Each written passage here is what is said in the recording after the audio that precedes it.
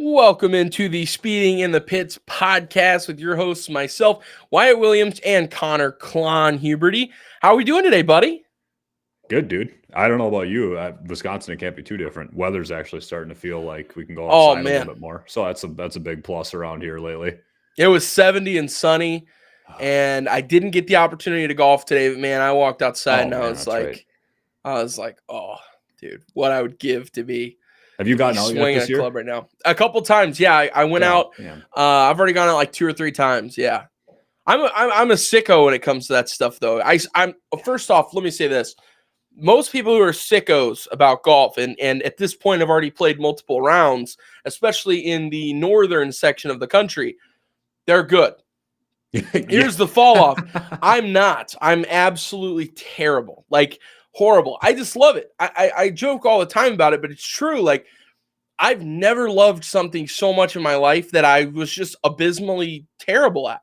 I suck, like really bad. It's the beauty of the game. It's the beauty. Like if I went out and played 18 holes on a legit course, not your 9-hole course that costs $5 to play. If I went out and played a legit course, played 18 holes, I'm easily shooting a 150 probably. Oh, I mean, I'd say. I mean that's like my. In all reality, I think my best day ever. I broke 100 one time. Okay. But there were a couple of iffy moments, like I definitely re-hit a ball twice, so does it count? Does it not? I don't know. The second shot went well, so you had a good thing going until you had to. You don't have to admit that. I gotta be honest. It just wouldn't be right if I got on here. There's too many hardworking golfers who have fought and scraped up the hill their entire life to break 100 and finally did it. I just feel wrong saying I did, and to be honest, it was probably like a 103, 104. So, it's and on top of that, draft is tomorrow. Yeah, big and one. I'm going. I'm gonna be there in Green Bay, so I'm pumped, dude. Nice, dude. The draft is like my forte. Like growing up, I loved the draft. Still do. Like I remember being in class when I was a kid, and there were multiple times where I got in trouble because I was sitting in the back of class making mock drafts and not paying attention. I vividly remember a teacher coming up to my desk and saying, if you just cared about school this much, you'd have good grades. And they were wrong. I just didn't care about school. They were wrong. Yeah, right. I just didn't care about school that much. So they were wrong in the sense your career worked out for you anyway. So it worked out. I'll take it, which we may have some big career news announcement coming here soon. I don't want to say anything just yet. I don't want to say anything just yet. Yeah. Still trying to dot some I's, cross some T's. We got to. That's right. I'll give you a hint here. We still got to sell the house. As long as we sell the house, we're good. So if anybody is in need of a house here in Merrill, Wisconsin, it's beautiful. It's got a nice podcast studio upstairs with a stop sign on the wall. Unfortunately, I am taking that stop sign with me though. So it's not permanent. Yikes. Yep. Now, not a permanent stop sign. Couple bedrooms, couple bathrooms. And just come lights. Come check it out. It has lights. The lights they work. They do work. Walls. The walls. Couple doors at least. The walls there. Yep. Couple doors. It's a nice house. There's a door. There's a door right there. You can kind of see it right there, Yeah. That's secure. there. Solid. The doors are still on it, so that's good. Anybody looking for a house, give me a ring, 502-795-4168. There you go. So if you're looking for a house, I got you. Anyways, this is not a real estate podcast. This is a NASCAR podcast, Klon. We're getting into the nitty-gritty here. So we took last week off. Because obviously no NASCAR this previous Sunday. We got some coming up this Sunday. We're going to break down some stuff from Bristol this last week, like how horrible and next-gen car sucks. We'll just say that. We'll leave it at that. Kyle Larson, one race short of the sweep. Again, we're going to talk about that. Kyle Larson also made some comments about racing in the lower series. I wanted to get your opinion on that, Klon. We had big news break today with Rodney Childers and the new all-star format, which you have to have a PhD in rocket science to understand. And then Talladega this upcoming week. And we will close it out with the dice roll. So we're back. We're back. We're so back. I missed you the last couple of weeks, man. You really held down the fort. Got some good shows out there. The people appreciate it. You do feels good. like You do good for a single show, man. Honestly, I appreciate that. People don't understand, especially like doing a 2-hour show or whatever. I've done as long as a 3-hour show. It's tough. It is. But when you got two people, it just makes it easier because you don't have to talk the entire time. You have somebody to lean on, and when I get annoyed of talking, I can just look at Klon and he's going to pick up right where I left off. Where doing a show by yourself for anything longer than 10 minutes, it's tough. It's tough. Yeah. So, hey, hats off to Klon, holding down the fort. You did a great job on those episodes. I appreciate that as always, as I'm trying to work through my craziness of life right now, which, again, we'll announce that soon. It's coming soon. So, change is coming soon. Yeah, so let's get into Bristol real quick. We'll go back a couple weeks here. First off, Kyle Larson wins the Cup Series race and falls short of the weekend sweep. Again. What was the reaction to Kyle Larson's second 2 out of 3 weekend this season? I mean, he's so close to getting one of these things, right? Like the whole reason, and maybe not the whole reason he's doing it, but a big part is Kyle Busch has done it before. So you kind of want to just match, best driver for best driver, tick for tack kind of thing. But I mean, he's been so close both times. It's not like he's missing by a mile in one of these races. He's a late caution or something away from both of them, really. But yeah, I think it's just a matter of time. If he keeps trying it and races as much, and we'll talk about it in a second, if he raced as much as Kyle Busch did in these lower series, he'd have done it a bunch of times. So it just shows how good he is to just jump in one-offs and come this close again. But he's good at Bristol. Boy, oh boy, is he good. Bristol or Homestead, it has to happen at one of those two. Yeah. But again, with it being Kyle Larson, like you mentioned, I mean, it could essentially happen anywhere except for a super speedway. So legit, like literally anywhere. So big interesting stuff with that. The big thing that I wanted to kind of talk about with the Kyle Larson situation was his comments about Cup Series drivers coming down and racing, saying that when he gets out there on the track, he just wants to disrespect those guys. He wants to win and win by as many laps as he can. If he can lap the field 5 times, he'd do it, he says. So kind of, what do you think about that? Do you think that it's time to start having some Cup Series drivers go back down? I feel like we're at a spot where it wouldn't hurt. I mean, especially with all the BS we got going on down there. Can you imagine if Tony Stewart or Kyle Busch, we'll name an active driver, was racing in the Nationwide series, Xfinity series? He was. Can you imagine if they were racing with this crew in the Xfinity series, where guys are literally tackling each other to get to the start finish line? Kyle Busch would have 30 wins a year. I mean, it'd be ridiculous. I hear what Kyle's saying, where he said he wants to go down to these lower series and he actually wants to disrespect NASCAR in the sense that they don't let him do it. And while I think that's a great competitive standpoint to have if you're one of the competitors literally in the situation, that's exactly why NASCAR probably doesn't want you to come down and do it too, right? Yeah. Would it be cool to have it a little bit more where you'd see what I would like to see is more than 2 or 3 Cup guys in a weekend, for the big races. Go to the Daytona Xfinity race, start the year like we used to. Go to Charlotte. Go to maybe Bristol, Martinsville, whatever. You'd get 6, 7, 8, 9 guys from the Cup Series down there racing. It may be more. I think in small amounts, that would be more fun to me because I'm trying to keep in mind where we were from 2013 to 2018. Like you said, the Nationwide series where Kyle Busch did legit win 65% of the races he started. And not only did he win, he'd lead every lap. It wasn't close. And it was just a joke. We're not that far removed from that. It was over the second they took the green flag. Legit. It was a joke at times. His odds in Vegas were minus 300 to win races. That's stupid, So you're doing something right if you show up to a racetrack and your odds are anything in the minus. If you are anywhere in the minus, you're expected to completely dominate. and he still gets treated like that. Like when you check Truck Series lines and stuff, which is crazy. But like, Yeah.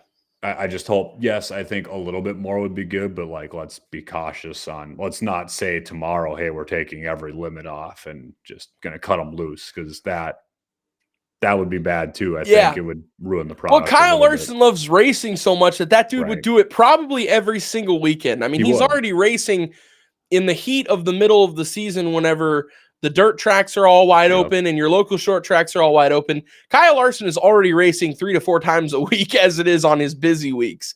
So do you really think that he wouldn't just go run a full truck Xfinity and Cup Series schedule? I don't think he wouldn't. We're not even that far removed in the history of the sport. 20 years ago, you'd have Mark Martin. He was a little bit older at that time, but in the 90s, he was huge. But Kevin Harvick ran. If I'm not mistaken, Kevin Harvick won a Busch Series championship in like 05. I believe so. Was very much so a full-time, dominant, big-time Cup Series driver, and won the series championship because he raced every week.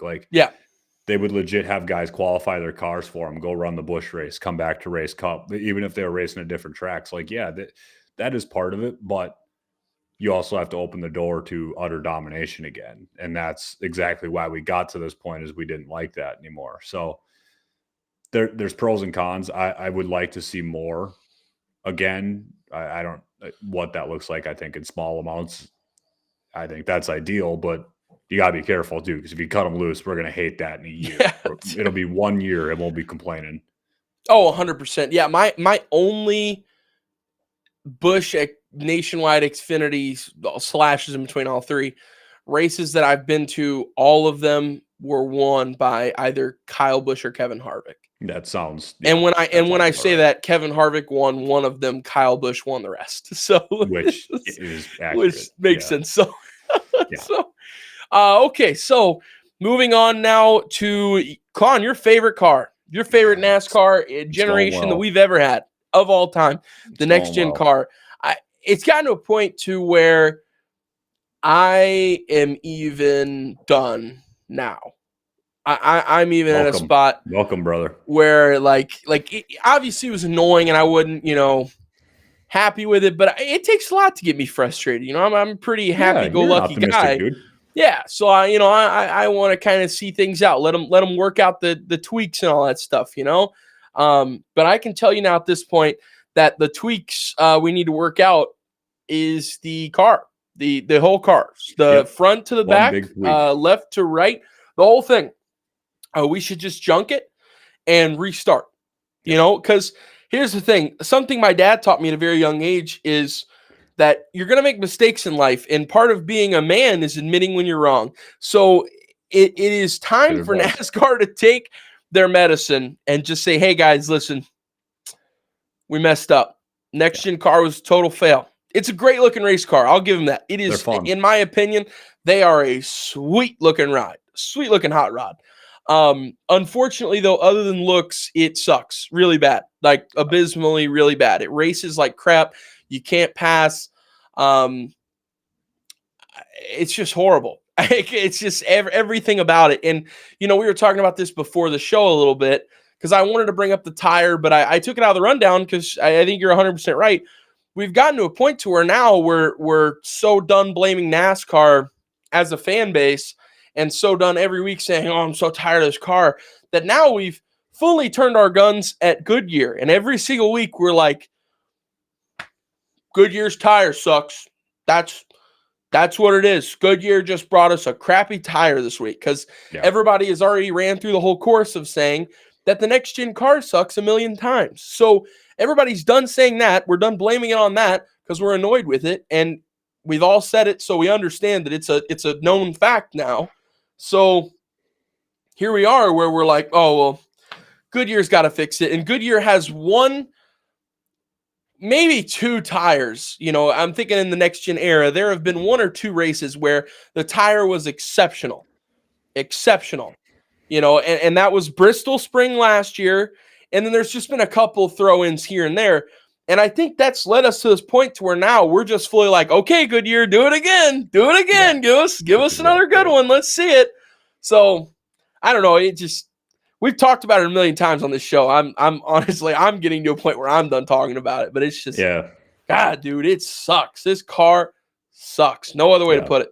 No, you're exactly. I couldn't agree more, man. I tried making my solo episode 2 weeks ago, my nail in the coffin on this exact topic, and just I didn't want to keep bringing it up because I'm sure I'm annoying everybody that's listening. But like, you're right. I mean, it truly is to that point where, like you said, even the optimistic people, even people around me here, friends of mine, family that watch the sport, the last 2-3 years, I've been the first one to call out like, well, this race sucked because they X, Y, and Z can't do this with the car, whatever. And people try to be optimistic about it and stay positive and say, well, it wasn't that bad or this and that, whatever. And those people, even in my life, are starting to say like, yeah, man, this is bad. And that's a problem in multiple ways, obviously. But number one, the problem is it's going to keep getting worse because of, like I said 2 weeks ago, because this car is so limited in what teams can do to it in terms of setup and design. They're already painted into the corner, so to speak. They're out of options and how to set up the car, what to do differently. There's nothing left to try. It took a year for them to find everything. There's only think of it this way, and I'm not an engineer and I don't know this. The old car, go 20 years ago, even 10 years ago, whatever, there were 50 things they could change, 50 things they could try in a given weekend. Now there's like 3. You push all those buttons in a couple hours, you're done. And that's about it. And so the longer this goes, the longer we go without changing anything, the worse it's going to keep getting worse. And we're going to keep sitting here and saying, well, why isn't Goodyear making a better tire? Well, we just talked about a month ago that Goodyear can't make a better tire. They're down to the end of the wire. Like, this is it. This is the softest tire we can make, is the statement that Goodyear gave NASCAR. This is it. This is as far as we can push it. We cannot go any farther. And that's where, in turn, because they keep making this car as such small amounts of things they can adjust, the one thing they can get right is tire wear. Teams are managing tire wear better. They're fixing that problem. They're working against Goodyear in that sense, where they're just going to keep setting up the car to manage wear better and better and better. And then there's just no way tire wear is ever going to be a problem again. So we're stuck. Until NASCAR comes out and says something, this is what you get. And I thought we had an opportunity here the next few weeks. They would try some stuff. I thought for sure after the 500, we were sitting here, 10 weeks ago after Daytona, after the abysmal racing that is, I thought for sure by the time we got to Talladega this spring, they'd at least have planned a test after Talladega to say, you know what, we're going to work on the super speedway package. We're going to work on drafting. We're going to figure some things out.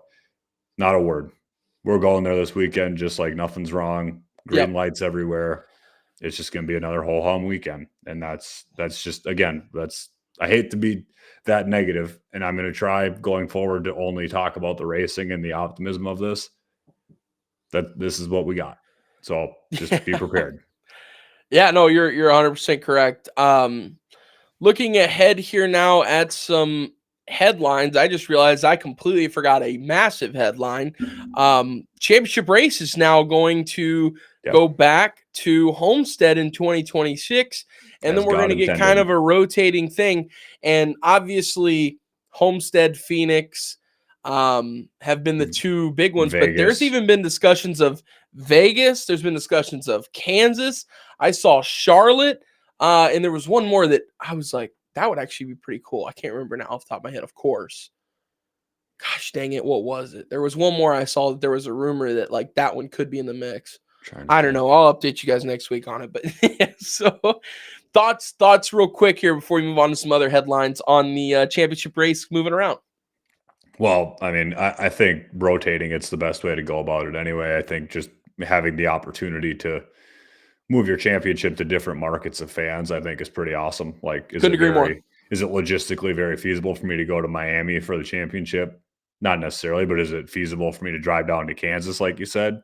Not saying Kansas is guaranteed one of them, but like it would be more possible anyway. And I mean, so it's just goes the same for a lot of fans all over the place. So I love the idea. I don't love that Phoenix is still in the rotation. So every 3rd or 4th year or whatever, we're still gonna have to deal with it. But no, I think it's cool. I think it's the most fair way to do it too. Maybe you have thoughts on this as well. I just think the playoffs, we've seen it with Penske now the last 3-4 years, like switching up the playoffs and letting different teams or just different tracks become involved. So teams that are really good at the same 10 don't just have the same amount of success. Like, I think it's a good idea to give some variety to that. For sure, absolutely. Any chance ever, and I don't think I know the answer to this already. Just wanted to throw it out there and see what you think. Any chance ever that there would be a road course for the championship race? I hope not. Or SVG's winning a championship? Yeah, right. I mean, that's kind of your thought is it's such a niche category of racing and cup. That would or be, even dude. in Do you know NASCAR how many that, people would be yeah. very, very, very, very upset about that? I'd be one of them for sure. It's Oh just yeah, dude. it's so fundamentally away from like what NASCAR's roots and tradition is that would bum me out. But yeah, getting them in the playoffs is already hard enough for me. So you said earlier dealing with that. Miami's not feasible. Here soon it could be feasible. Hint, hint. Wink, wink. Announcement's coming soon. Anyways, another announcement here from NASCAR. Rodney Childers. Crazy. I don't even know what to think about this. Rodney Childers and Spire are going to be parting ways after a crappy start, really, to this year. There's not been much noise out of the 7 car. I was just stunned from the start that he didn't go with Hocevar. Like, you've got this up-and-coming driver, and as many mistakes as Hocevar has made, I get it. He's, been in the headlines for some of the wrong reasons here recently. But at the end of the day, Hocevar is one of the most talented up-and-coming drivers we have in our sport right now. One of the fastest cars in the series, period. Raw speed. Now. I mean, that Spire truly. Car, he gets that 77 moving around the track. So you've got a guy like that, and you've got Rodney Childers, who is one of, if not the best crew chiefs we've had over the last couple, years here, over the last decade, we'll say.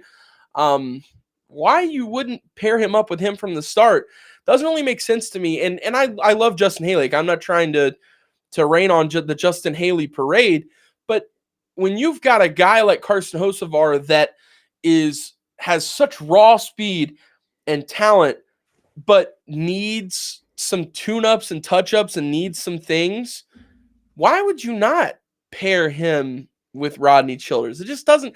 I said that during the offseason, and as we got into this season, the move just didn't really make sense to me, putting Rodney Childers on that. I'm respectfully here to Justin Haley when I say this, but have you ever seen that meme where there's a Lamborghini parked at a trailer at a mobile home? Yeah. That's what that is. That's exactly what that is. Like, I just don't know why. I never understood the move then. I still don't understand the move now. And now Spire has wasted one of the best minds in our sport out of their building. And now Rodney Childers is on the street, and I don't know where he would go. I was kind of surprised he didn't follow Barry to the Wood brothers, but Barry's winning races, so it worked out for him too. But I don't know, man. What was your reaction to this, and kind of where does Rodney Childers go from here?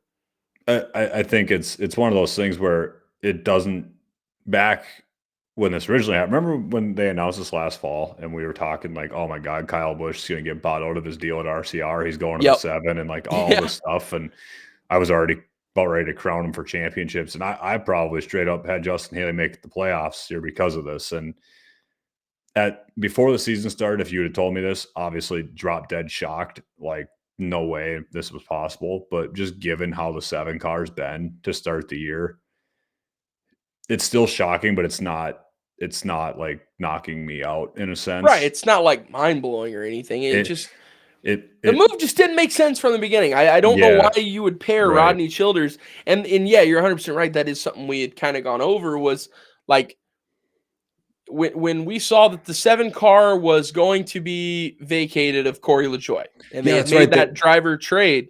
They named Rodney to the 7 before they even had a driver. Yeah. They said that's right. They named Rodney to the 7 like the week before the trade. So we were all like, oh, damn, they're giving Corey one last shot here and giving him the best possible chance. That's right. And then they cut Corey loose and traded for Justin Haley. And then we're kind of vague about their future plans with the 7 car, and then just out of nowhere was like, hey, Justin Haley's sticking with it. Like, okay, but I mean, you got Carson Hocevar one garage over. Like, why is he not working with him? It's true. It was just a confusing situation from the beginning, and now here we are. I mean, I don't know if he does like a Chris Gabehart type situation now, where he goes and is a team's engineer or something. Or if he does go crew chief for anybody, because all the best rides, a Kyle Larson is not separating from Cliff Daniels for Rodney Childers. No. Alan Gustafson and Chase are locked together. You got a bunch of guys like that. The top rides have already got their crew chiefs. There's not really an open top ride to go to. I mean, depending on how the rest of the season for the 8 goes, maybe he could jump to RCR if Kyle stays with RCR moving forward. But I don't know. It's just all kind of up in the air now. It's honestly sad. We've got one of our best minds in the sport just sitting on the couch with me and you watching. Just kind of like, it's crazy. Honestly, it's truly nuts that, like you said, he's just gonna be sitting there. Because it's interesting to see Twitter and how people, race fans out there, just like naive sports fans, like the rest of the world, like a quarterback in football or head coach gets released, and you got people just, oh my god, we should sign him. So and so, like anybody in the playoffs right now in NASCAR, the Cup Series they're not getting rid of their crew chief right now. Like they're doing just fine. And no, would Kyle Busch make some sense? Sure, but at this point in the year, like a lot of these teams, it's too early to tell. Like I maybe Kyle Busch, RCR, you could argue they've had a down year, sure. Like, maybe they need to switch up. But then again, coming in mid-season, what are you going to gain from that? You're going to win one race, like, great. Is that really what Kyle Busch wants? And frankly, I think the discussion is going to heat up here in the next couple months where Kyle Busch is going to be next year, and it's probably not RCR. It's just it's not worth that to Rodney. Like, I think he posted an announcement on Twitter this afternoon, closer to this evening, saying like he's just going to take some time to kind of figure some things out, and maybe he doesn't even want a crew chief anymore. I don't know. It'd be unbelievable to think that they're 3-4 years removed from him and Harvick just dominating people, and slapping people silly on Sundays, and he's not even a part of it. Like that's pretty shocking. But I don't know. It's still surprising, but the way Spire's been going, and like you said, just it was a kind of a mistake. Probably was a mistake to put him with Haley to begin with. I think they thought putting Justin in that 7 car, and this is where I think it's more of a Spire mistake and just kind of the naivety they might have to the whole thing is, I think they thought that with a few minor tweaks, they were going to take that 7 car from Corey, put Justin in it, and Justin was going to go be a championship 4 caliber guy, and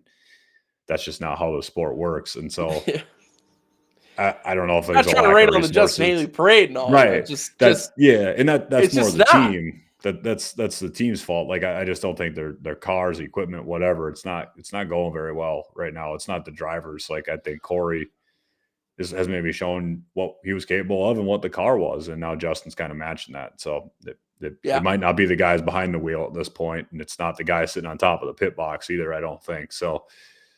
I think it's more of a Spire-wide issue, but crazy. I'm very interested to see where he goes. I would think he waits till 2026 really to jump on anywhere, but I would rather see that too. Like go realign with somebody big time, end up in the right spot, one last run at it with somebody good, and see what happens. Yeah, I mean, because he's 100% a championship level crew chief, no questions about it. Absolutely. Looking to our final headline here, this is interesting. The All-Star format has completely changed, and basically, like I said earlier, you need a PhD in rocket science to understand this stuff, man. I ain't that guy, I'm not stupid by any means. I kind of am, but not fully. But I just ain't got the mind capability for this. Don't give that high school teacher from mock draft back in the day that satisfaction. Don't give him that. No way. That's right. But the big thing I wanted to talk to you about that I think, honestly, I'm kind of excited for it because I think it's going to be such a crapshoot moment that it's gonna be hilarious. Honestly, I think it's just gonna be hilarious. Is the promoter's caution. So at any point during the race, the promoter gets one, correct? Just one? I'm just gonna put this on the screen for us to. Perfect. Good luck reading Perfect. this too, because Yeah, God, right, God here we forbid go. they give you any less to read. Go through the fine print here. Yeah, this is open cars. What do we got here? Yeah, there's all kinds of just stuff here. Where's that promoter's caution at? It's at the very bottom here. Optional. Oh, there we go. See, I am stupid. I can't read. No, it's blurry. You got it. An optional promoter's caution must be executed prior to lap 220. Oh, okay. Prior to lap 220. See, I didn't see that. I thought they could just throw it whenever. I'm like, dude, there's some bimbo. Lap 249. They're throwing there. it for sure. Oh, yeah. dude, you know it. There's some bimbo up there in the booth that we're coming around to the white flag. Somebody's got a 5-car lengths lead, and they're just gonna boop, green, white, checkered. Let's see. The promoter's caution has not been executed, and a natural caution occurs after lap 200. The optional caution will no longer be in play. So pretty much it's dead after lap 200 if there's a caution. Yep. So if there is a caution on lap 201, the promoter's caution is dead. So this will be I can't imagine they throw this right in the middle of the race. This is definitely going to be something they're going to throw around 175, I bet. Yeah. Probably something around there just to stir. That is the middle. Or no, it's not. I'm sorry. Go ahead. This isn't a no, it's not 350. It's 125 be halfway. My bad. Not no, you're good. Or it is 250. But they could throw it midway. I don't know. Like I said, it is all up to the mind and the finger of the gentleman pushing the button. So this could be middle of the race. I think it comes kind of toward the middle end-ish of the race, probably around 175 to 190, somewhere in there. Is where we'll be looking. You can look at it the way I see it. So they made the race longer this year. 250 laps is an uptick from the 200 they did. That's where I'm getting confused. It wasn't 350. The way I see this is there's a competition caution on or around lap 100. Well, there's your guaranteed promoter's caution in the first 100 laps. So why do you need it there? Like you said, right. You're going to pit, you're going to take your tires, all that stuff. I don't know. I'm going to guess the option tires in effect again. Probably. They didn't really specify in this thing. But anyway, I'm going to guess, yeah, it's like you said, I think 175 is probably the exact number. Like 200, right around 200 probably. Because they don't want to, you don't want to lose the option to have it. So like if they have to throw it before 200, 199 is obviously the lap. Like they're going to do it. Did they throw it one lap before? I just, they're not even hiding it anymore. They purposely throw cautions to wake people up. That's. They just give each driver a piece of sheet metal in their car to where at any point in the race, if you're feeling frisky, throw that bad boy out the window net, and we'll line them back up. We'll line them back up. I think this has disaster written all over it. This is going to piss a lot of people off, especially if there is a driver. Let's say there is a guy who doesn't win often, but, wins every couple of years. Like Brad Keselowski at this point in his career where, maybe you get a win a year. Let's say Brad Keselowski is leading and dominating this race, and he's like, hey, $1 million right into my pocket. Still racing for the million big ones. That's the key to the whole thing right there. Yeah, and then somebody just throws the caution. I'm telling you, dude, this has disaster written all over it.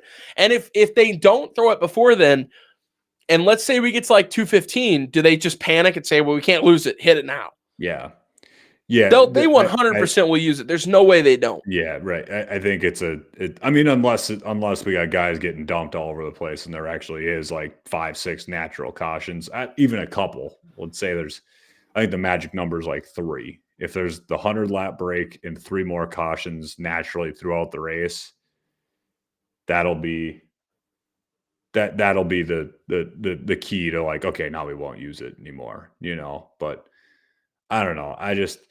If you really need to keep throwing cautions to make your event more interesting, is that Is that really the answer? A random Is this one, no really less, what that we we want to don't. be We're not doing? like I get it back in the day where it was like stages before stages or it was called segments actually. When even they did it in the All-Star race and the Budweiser shootout, two places you always saw it, and there was always like a longer segment and a short one, vice versa. Maybe you start with a short one, whatever. I was fine with that. Tell the whole world exactly what's coming. That's great.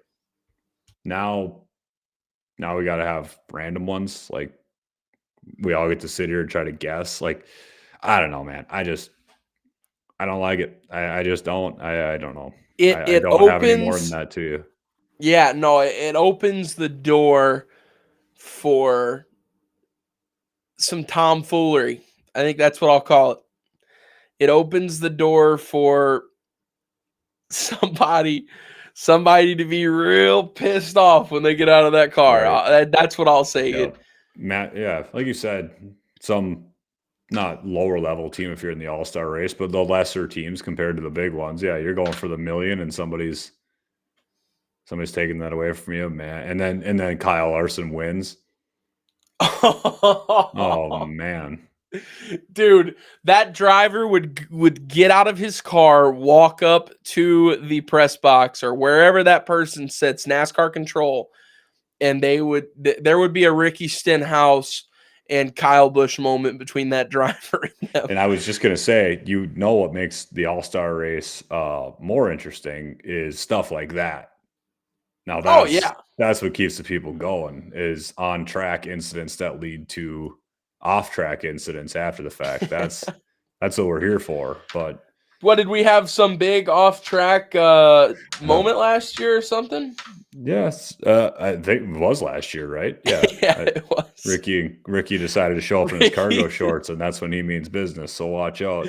Not even just cargo shorts; they were pink and short cargo shorts. They were.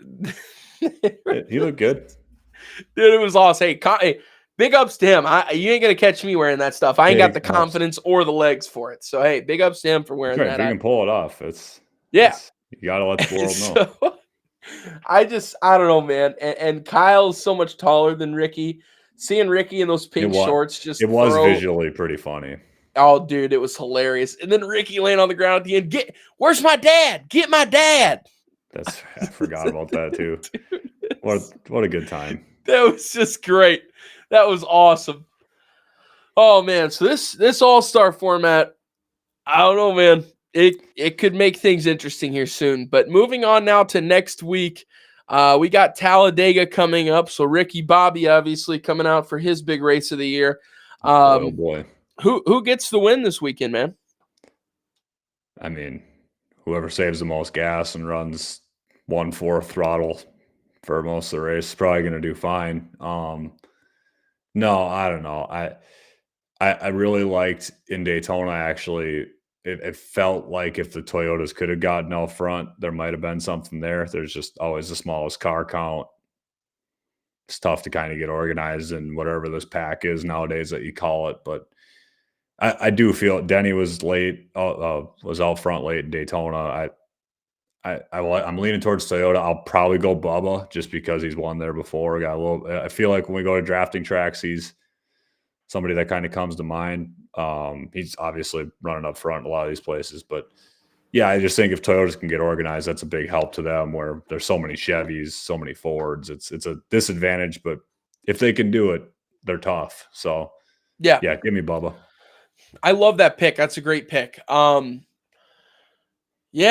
I don't know. It depends on if we have another Cole Custer wrecking ball exactly. Well, yeah, moment. there's always going to be that. There's always going to be that dude. How sideways can you get a guy at this point? Slam him in the rear end just 10 more times. Maybe he'll move or his car will get sideways. Maybe Ryan Preece flies through the air again. Who knows? I mean, that happens every week now, or every super speedway now, it feels like. But I forgot all about Cole Custer, and I was living peacefully and happily until you. That's because he's been riding back in 30th, dude. Now that we're going to a drafting track where everybody's right there, we can't avoid it. We cannot avoid it anymore. Cole Custer will do his Cole Custer things this weekend. I'm sure. I don't know. It's like that cold shiver you get when you think of somebody or a memory you didn't like. The bad Daytona 500s do that to me. So like Austin Dillon winning his, I ever think of that one? Yep.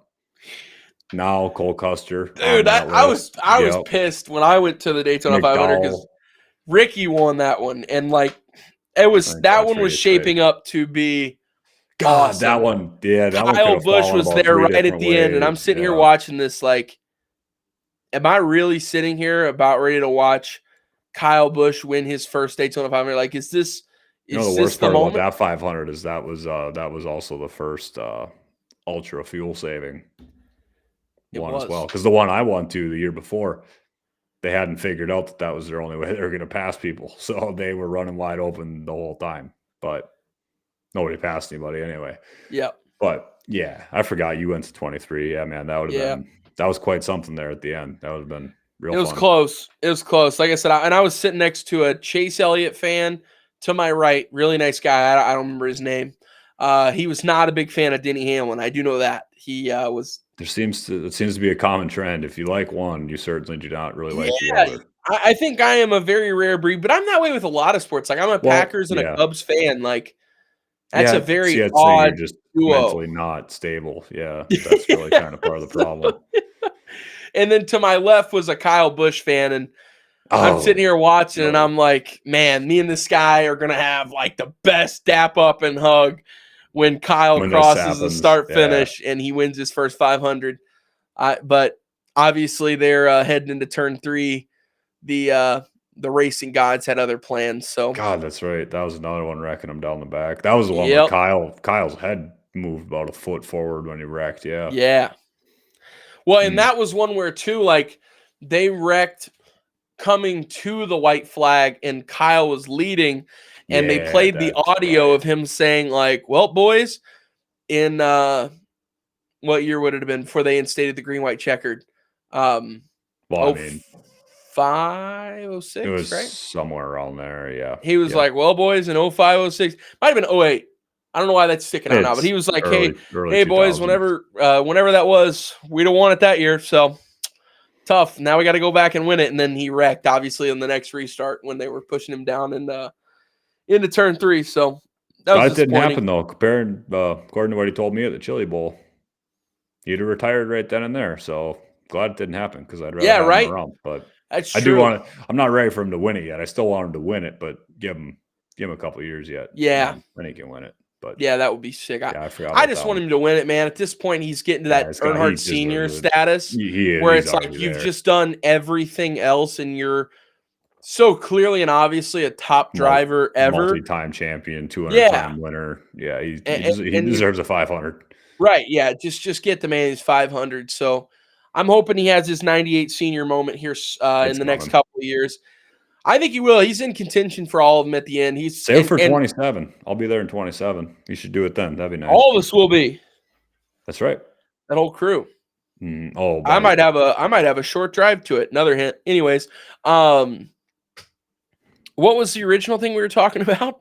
Who wins it? My pick, of course. I went off on a freaking tangent. I don't think you picked Kyle Busch yet, but I don't know how we got in that conversation. Holy smokes! I apologize, but I don't either. I don't remember how that started, but fuel saving, but yeah, I think so. Anyways, I think, man, this is tough. I know who it is. It has just been an abysmal year. I like it for this driver. Disappointment after disappointment. A couple weeks ago, had the whole field lapped. That should tell you who this is.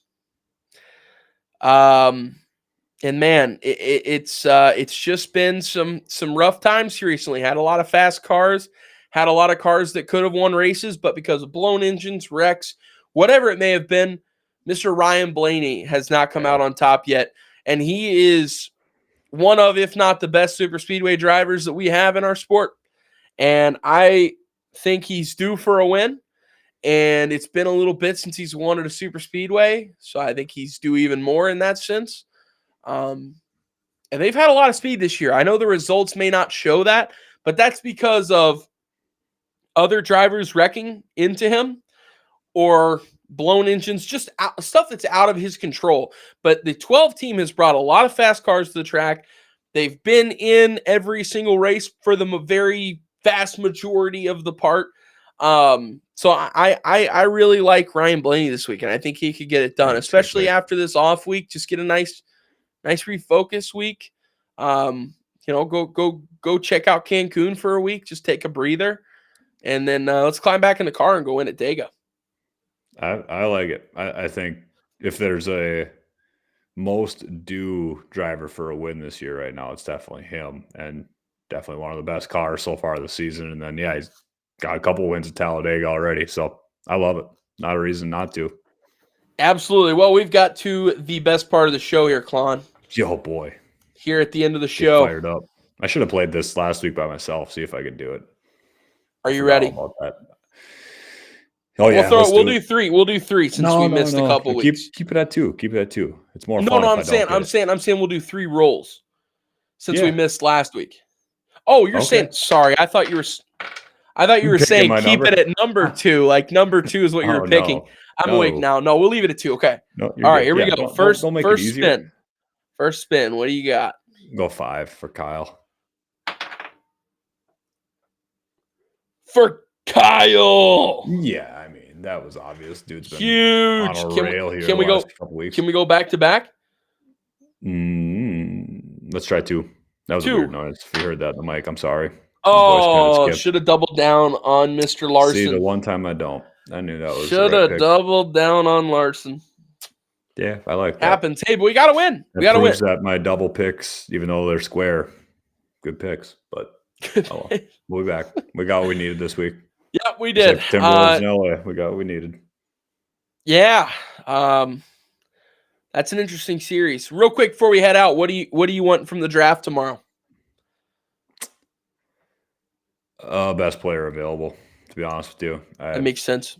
With where you guys are in the standing, in the order. There, I've seen just about every direction we could possibly go. I'm good with picking where we are. I think there will be a serviceable first rounder, maybe not like a smash hit first rounder sitting there, but yeah, I've seen safety, I've seen O-lineman, wide receiver.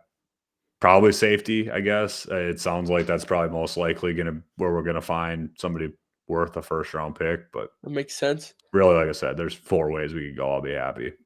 How about you? You ready for this? So real quick, two things. Trade Number for one, Rodgers. I've got to trade for no thanks on that one. Rodgers. You just have to cut Jordan, then you can sign Aaron. yeah, that sounds great. You think we could get him out of his cave and maybe he would come to us, maybe not the Steelers? No. I would like to say, though, if you guys did want him, he would have already been with Minnesota. It would be a done deal. I did. I don't even know if I said it on this or not, but I think you did. I was adamant. And that's not to say I don't like JJ. It's just like I think I said it. Yeah. Wait, just give him time. He tore his ACL during the preseason last year. Like, those are year and a half long injuries. You don't want to just throw a rookie back out there. I get what you're saying. I totally get it. But anyways, 2 things. Number one, interesting draft fact for you here. In the modern draft era, okay, there has never before this year been a single draft where we went into the first round and all 32 teams had their first round pick. I didn't even realize that. This is the first year ever. Now watch. Now that I say this, I was just going to say, I know we've already almost set the record. Does anybody move? So I don't think we've seen anybody move before the draft. I think so. Once the draft starts and the clock's ticking, then that rule. 100%. There will be trades tomorrow night. I don't see there not being trades tomorrow night, especially with the way this quarterback class looks. I think there's a trade up for Shadur maybe. Should Shadur go in the top 10? Yeah, he should. He should. Absolutely. I don't think he's as good as Ward. I don't think he's as good of a prospect as Ward. What I'll say with the Dart? Yeah, he's better than Jackson Dart. Jackson Dart's really good too, though. Jackson Dart's solid. This class is getting crapped on because, like, I want to set the base ground floor here. Again, I love the draft. I have been following the draft my entire life. I analyze prospects. I do mock drafts every year. Yes, I'm a huge NASCAR fan, but I eat, sleep, breathe, poop, everything football in the draft. It's my thing. I watch more film. I watch the combine multiple times. I watch, like I said, watch film, everything. The big thing that I want to get through everybody's head about this class is that this class does not suck. A lot of people are looking at this class and saying, "Oh, it's not that great. It's more mediocre class." This is a solid class. The problem is last year's class was the greatest draft class maybe ever. Like, there is a real possibility that we have 5+, maybe even more, Hall of Famers out of last year's class. There is that is in the cards. So people are judging this draft class and others too much off of last year's class and how great it was. Last year's class was a phenomenon. Yeah, well, I mean, you had 5 franchise QBs. I mean, when you look at the wide receiver class, just to start out with the top 2 guys, Malik Neighbors and Marv, like 2 of some of the top wide receiver draft prospects ever. And then you got tight end. You've got the best tight end prospect ever in Brock Bowers.